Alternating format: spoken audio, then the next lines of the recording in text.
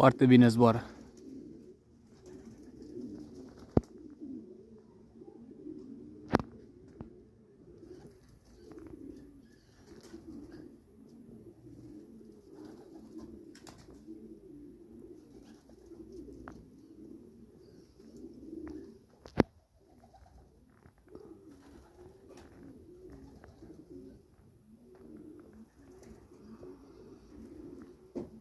Doar de uliu mi-e frică, dar n-am ce să le fac.